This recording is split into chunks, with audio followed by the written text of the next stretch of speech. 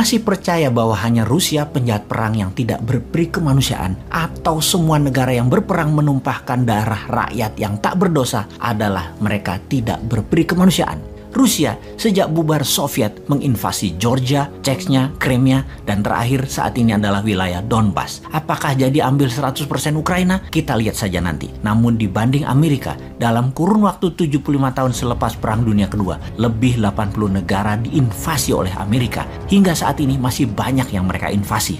Dengan data selama hampir 70 hari perang di Ukraina, pengamat militer makin percaya bahwa Amerika pasti masuk secara terang-terangan ke Ukraina perang melawan Rusia karena hegemoni dolar, tertantang rubel, dan emasnya Rusia. Untuk membuktikan analisa pengamat militer tersebut, kita kembali ke tahun 1971. Di tahun 1971 adalah tahun bersejarah dunia bagi ekonomi dunia. Salah satunya mungkin kita di Indonesia bisa mengingatkan catatan ekonomi di tahun tersebut, di mana $1 kurang lebih nilainya adalah Rp375 dan 50 tahun kemudian, atau nilai dolar saat ini sekitar 14.500-an atau melemah 3.800%. Benar gitu ya, melemah 38 kali. Kemudian sekedar membandingkan dengan cara bernegara kelolaan ekonominya yang sudah 6 presiden sejak tahun 1971 hingga saat ini, belum ada tanda-tanda penguatan mata uang rupiah terhadap mata uang kuat dunia.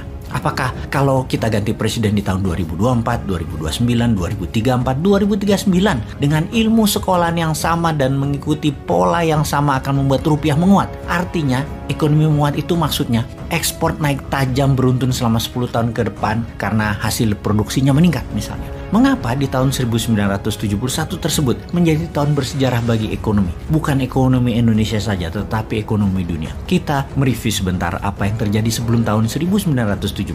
Tarik mundur sekitar 20 tahunan sebelumnya, sekitar awal tahun 50-an, pasca Perang Dunia Kedua. Ekonomi di sektor masyarakat terdiri dari 3 strata ekonomi. Di puncak piramid, seperti business owner besar, para kapitalis, middle class ekonomi. Misalnya para manajer, para direktur, profesional, dan UKMers. Dan yang terakhir di dasar piramid seperti kaum buruh, kaum petani, kaum nelayan. Itu ternyata punya kesamaan pola tumbuh. Bagaimana maksudnya? Kalau di masa itu para kapitalis besar pendapatannya naik 5%, maka kelas menengah juga naik sekitar 4-5%. Juga ternyata kelas bawah naik antara 3-5%. Sejalan, searah, hingga tahun 1971. Karena ketika 1971 ke sini terjadi pertumbuhan yang aneh, terjadi pelebaran jarak yang sangat signifikan, yaitu kaum puncak piramid naiknya bisa sampai 20%, middle class naiknya hanya 3%-an, lower class bahkan naiknya tidak lebih 1%-an. Puncak hasilnya bagaimana? Lihatlah sekarang ini, yang berada di puncak piramid hanya 7% populasi yang menguasai 90%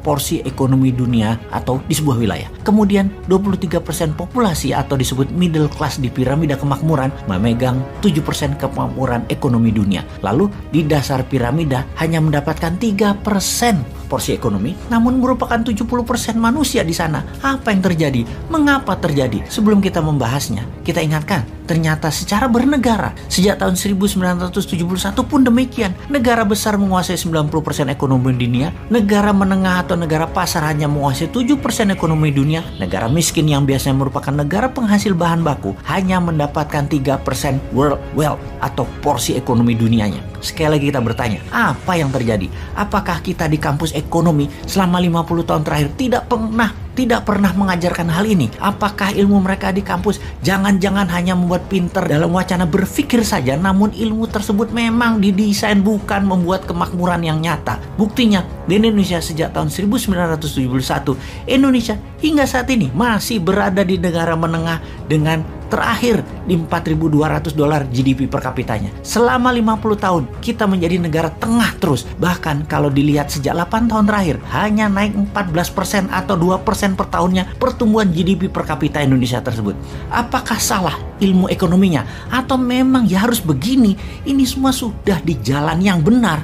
Kapan kita menjadi negara makmur dengan GDP per kapita di atas 12.000 atau naik 3 kali lipat dari sekarang? Atau dengan kecepatan 2% per tahun, ya 50 tahun lagi GDP per kapitanya 12.000. Apakah itu semua yang paling benar? Ada apa ini semua? Kita membahas lebih dalam. Ada dua peristiwa besar sejak tahun 1971.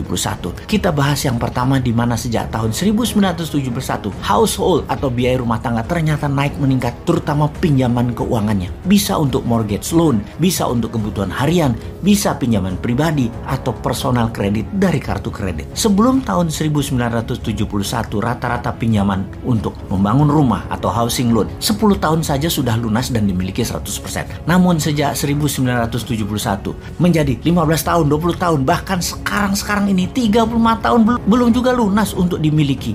Dan itu terjadi di kaum dasar piramid. Seumur hidup mereka jadi budak uang. Diperkenalkannya personal kredit konsumtif meningkatkan daya beli produk, benar, tetapi menyicil dengan bunga tinggi, mereka jadi budak uang selamanya. Pembuatnya para kapitalis yang terima uang tunai dari Anda. Kaum dasar piramid menyicilnya seumur hidup. Sistem perbankan yang meminjamkan uang, mereka memerlukan surat berharga, surat tanah, atau kolateral berharga lainnya. Tidak membuat kelas menengah pengusaha menjadi cepat makmur karena tidak ada akses keuangan pinjaman untuk hal produktif. Namun kalau mereka pegawai malah dapat pinjaman, terutama pinjaman untuk rumah, yang mana sisanya diberikan juga untuk membeli barang-barang yang turun nilainya, seperti membeli mobil, membeli motor, yang dipastikan 95% pembelian mobil dan motor untuk konsumtif, bukan untuk niaga dan komersial, dan nilainya selalu turun tapi diizinkan untuk mendapatkan kredit. Inilah yang menyebabkan kelas menengah naiknya sedikit, kelas bawah hampir tidak naik-naik, dan membuat mereka seumur hidup jadi budak uang. Sementara kaum kapitalis dapat pinjaman produktif, para banker dapat bunga biaya uang. Dalam 50 tahun, ternyata melebar jurang kekayaan dan kemiskinan itu. Itu pun terjadi di negara-negara yang hidupnya menggunakan hutangan pinjaman bukan untuk membangun hal yang produktif. Pendapatan negara-negara tersebut yang meminjam uang tersebut hanya ada dua jadinya. Menjadi negara middle of pyramid yang naiknya 3%, atau menjadi negara bottom of pyramid yang naiknya 1%. Lalu yang keduanya bagaimana? Apa hubungannya dengan Rusia? Bentar, fahami dulu yang pertama. Terus bayangkan, kepala jangan dibawa ke negara mana-mana, terutama negara Wakanda, jangan dibawa ke sana ya.